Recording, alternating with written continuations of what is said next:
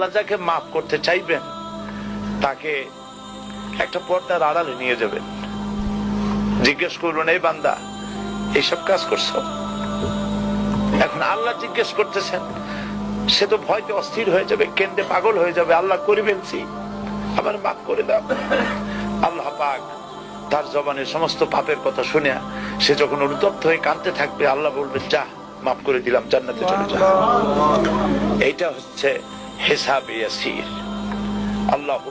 আল্লাহুম্মা হাসিবনি হিসাবান ইয়াসিরা। কাবা শরীফ মানুষ যখন তাওয়াফ করে, এই তাওয়াফের ষষ্ঠ তাওয়াফে একটা দোয়া আছে। এই দোয়া আমি যখনই পড়ি আমি চোখের পানি রাখতে পারি না। ষষ্ঠ চক্কর একটি দোয়া আছে, দোয়াটা হচ্ছে, আল্লাহুম্মা ইন্না আলাইয়া হুকুকান কাসীরান ফীমা বাইনি ওয়া বাইনাক। আয় আমার রব, তোমার সাথে আর আমার সাথে অনেক দেনা পাওনা আছে, আর তোমার বান্দাদের সাথেও আমার অনেক দেনা পাওনা আছে। তা আমি তোমার বান্দাদের কাছে যে বিষয় ঋণী আছি, সেই ঋণ পরিশোধের জন্য তুমি আমাকে যোগ্যতা দাও, পরিশোধের তৌফিক দাও।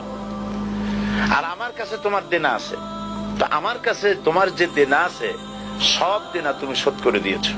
আমার চোখ দিয়েছো, মুখ দিয়েছো, কান দিয়েছো, স্বাস্থ্য দিয়েছো, বউ দিয়েছো, বাচ্চা দিয়েছো,